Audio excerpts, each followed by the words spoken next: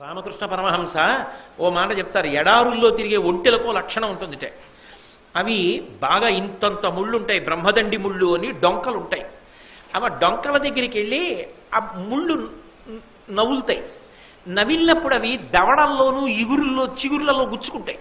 గుచ్చుకుని నెత్తురు కారుతుంటుంది. అవి గుచ్చుకుంటున్నంతసేపు అదేం పిచ్చో మరి ఒంటికి ఎంతో సంతోషంగా ఉంటుంది. ఆ ముళ్ళ దగ్గర అలా నవ్వులుతుంది. ఆ తర్వాత కాసేపటికి యువతలకు వచ్చేస్తుంది. పోట్లు మొదలవుతాయి. పోట్లు మొదలై చిచి చిచి చిచి ఇంకెప్పుడు నేను ఈ ముళ్ళడొంక దగ్గరికి వెళ్ళనంటుంది. అలా నెత్తురు కారిపోతుంది ఇసుకలోకి. మళ్ళీ మర్నాటికి తగ్గిపోతాయి దాని అదృష్టం. మళ్ళీ ముళ్ళడొంక దగ్గరికి వెళ్ళి ఆ సమ్మతనం కోసం మళ్ళీ కొరుకుతుంటుంది, మళ్ళీ నెత్తురుపోతుంటుంది. వ్యసనం అంతే. ఇక ఎంత తాదాత్మ్యత చెందుతాడంటే తాను బయటికి రాలేడు ఇంక అందులోంచి.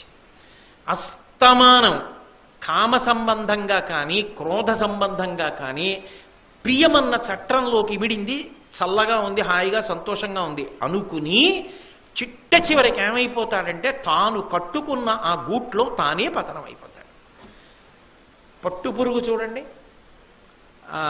మల్బరీ ఆకులు బాగా తింటుంది. తిన్న తర్వాత ఏం చేస్తుందంటే పట్టు దారాన్ని విడిచిపెట్టడం మొదలు పెడుతుంది. ఆ పట్టు దారం విడిచిపెట్టేటప్పుడు ఏం చేస్తారంటే దాన్ని ఆ పట్టుదారం విడిచిపెట్టేటంత కాలము కూడా జాగ్రత్తగా ఉంచుతారు. అది బాగా దారాన్ని విడిచిపెట్టిన తర్వాత అది తన చుట్టూ తానే చుట్టేసుకుంటుంది. ఆ దారాన్ని చుట్టేసుకుని మెత్తగా ఉందని అది నోట్లోంచి ఆ రసంలాగా ఉద్భుతమవుతుంది. అందులోంచి పట్టు దారం వస్తుంది, చుడుతుంది. అది దారం వదిలిపెడుతున్నంతసేపు ఊరుకుంటారు. అది ఏం చేస్తుందంటే కట్టే తనకు ఇంకా బయటికి రాలేదు, ఇహ మల్బరీ ఆకు తినలేదు, అందులో పడుకుంటుంది. ఎంత బాగుందో అనుకుని అందులో పడుకుంటే చూస్తాడు, ఇహ మల్బరీ ఆకు ఈ తినదు, ఇక చుట్టూ కట్టేసుకుంది, లోపల ఉండిపోయింది అని నాకు తెలియదు, నేను చదివింది చెప్తున్నాను. ఈ దారం ఒకటే కావాలి, పురుగు అక్కర్లేదు. ఇప్పుడు పురుగుని తీసేయడానికి కోసేశారనుకోండి, దారం అంతా ముక్కలైపోతుంది, ఇంతంత ముక్కలు. అందుకని ఏం చేస్తారంటే పురుగు అక్కర్లేదు కదా, అందుకని ఇవన్నీ మరుగు నీళ్ళల్లో పడేస్తారు. ఈ పట్టుకాయలు దానికి తెలివి వస్తుంది, ఆ దారంలోంచి నీళ్లు లోపలికి ఎడతాయి. గిలగిలగిలగిల కొట్టుకుని అది కట్టుకున్న గూట్లోంచి బయటపడాలనుకుంటుంది. ఎలా పెడుతుంది? చచ్చిపోతుంది. రాట్నానికి పెట్టి దారం లాగేసి పురుగులు పందులకి వేసేస్తారు. నేను విన్నది చెప్తున్నాను.